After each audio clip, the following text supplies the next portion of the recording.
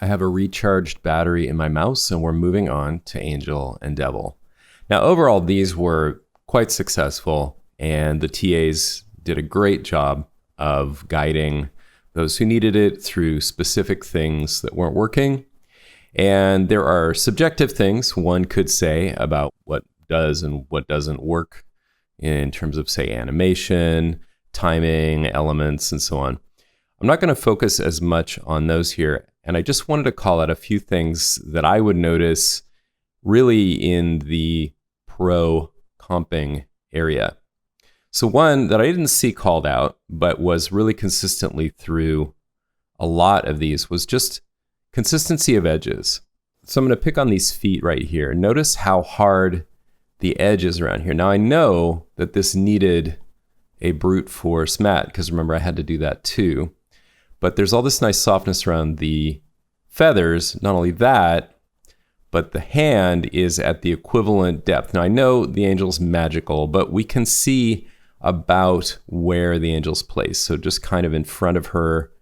So again, kind of like that hand, maybe not in quite as soft a focus, because then the angel would actually have to be out of focus. But even if you look at the edge of her face, which is as in focus as anything, you see some softness there that you don't see. Now, if you're thinking, oh, Mark, come on, why are you zooming in on the frame to find these things? I didn't.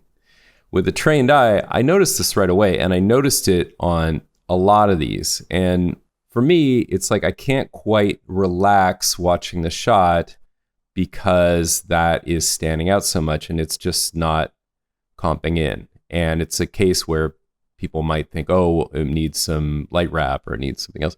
It just needs a little bit more softness matching. That's really all it is. Another one that seems subjective, but I think is important to talk about, is color on the face. Generally a no-no. And I'm not telling you this to diss anybody who wanted to do this or likes it.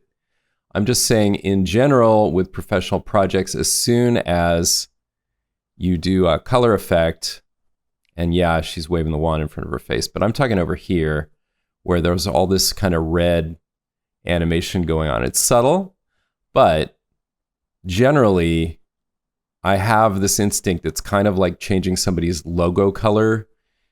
Messing with the face is usually a very deliberate thing. And for the most part, you would want to hold out the face and have the effect elsewhere.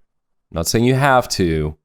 I'm saying that that would be a consistent thing because making the talent look good is usually objective one. And then finally, there is a bit of a matte line here. The reason I'm calling this one out is because it was really an almost, but not quite. It's a good key, and it was just a set of decisions that let that creep in there. So to analyze this, we'll go into the pre-comp.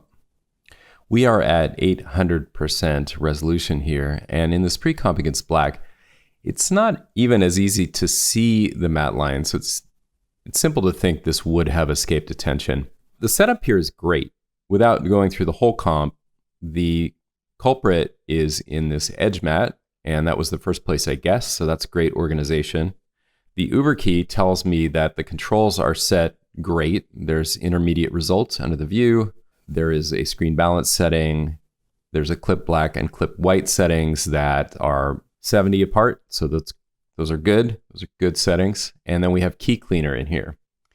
And if I turn off key cleaner, I still have a matte line and I have a much harder edge. So one thing you could do would be to turn off key cleaner and instead go into the screen matte controls and just introduce a little softness here instead. So maybe like 2 pixels. But you see the matte line is still there. So I'm going to undo that because that's just basically the same problem. And instead, key cleaner on, I'm going to actually add advanced spill suppressor. Now, there's no apparent green spill here, but this is also edge spill. And I might even move it up above key cleaner. Doesn't really matter.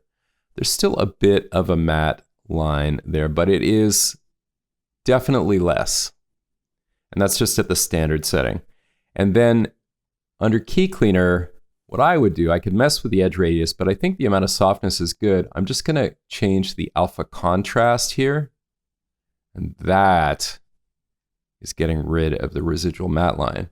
Now, if we go back to the main comp, yeah, we're much better. You can see hints of a little bit of lightness there, but remember that was 800%.